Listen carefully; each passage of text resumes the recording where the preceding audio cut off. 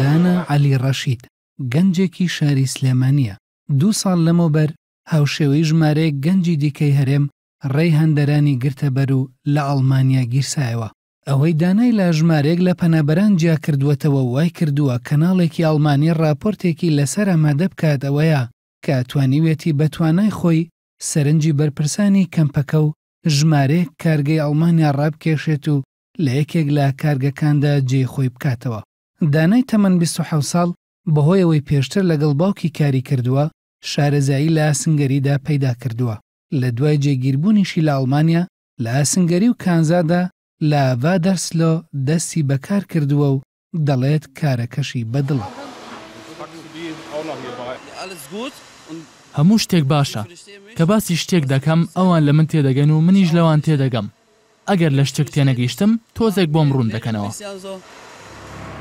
هاینەر ئۆسەرڤیمان بەڕێوەبەرەکەی دانا هۆکاری دامەزراندنەکەی دەگەڕێنێتەوە بۆ ئەوەی کە خانمێکی کارمەندی فەرمانگەی کار زۆر پشتیوانی کردووە و لە تواناکانی ڕازی بووە.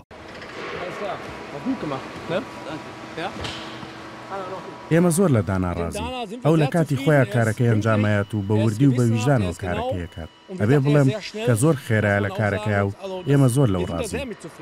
دانا بۆیە توانیوێتی ئەو کارە بکات چونکە پێش ساڵێک لە کۆمپانیای ئامێرسازی لە بێکۆپ خولێکی تایبەتی بینیوە. لەو کۆمپانیایەدا دەبووە لە ماوەی 1 هەفتەدا 16 پەنابەر توانا و بەهرەی خۆیان بسەلمێنن. ئێمە شتی جیاجامان ئەنجامدا وەک لە حیمکردن و درێڵ و پێکەوە بەستنەوەی پارچی ئامێرەکان. لە کارکردندا دەردەکەوت کە هەندێکیان لە هەندێک بواردا توانای جیاوازیان هەیە. ئێمەش ئەوانەمان بە چەند فلتەرێکدا تێپەڕان. دانا لەو خولەدا دەری خست کە لە لەحیمکاریدا زۆر باشە، بەڵام ئەو هیچ بەڵگەنامەیەکی پێنەبووە بیسەلمێنێت پێشترە و کاری کردووە. لەبەرەوە فەرمانگەی کار لە خولێکی 6 مانگەی لەحیمکاریدا بەشداری پێکرد. لە کۆتاییدا توانیم بڕوانامە لە بواری لەحیمکاریدا بەدەست بێنم. زۆرم پێخۆشە و ئێستا دەتوانم کار بکەم. لەسەر کارەکەی لە ڤادەرسلۆ دانا توانیوێتی بیسەلمێنێت کە لەو خولەدا فێری چی بووە و لە ئێستادا بیر لەوە دەکاتەوە کا دەبێت زمانە ئەڵمانیەکەی باشتر بکات. لێرەیە ئەنجامەکەی بینی، بەڵام هێشتا ماوێت. ئەمە بە هەموو کەسێک ناکرێت چکە کاری لەحیمکاری جیاوازە، بەڵام پێچێت کە ئەو چێژی لێ ببینێت.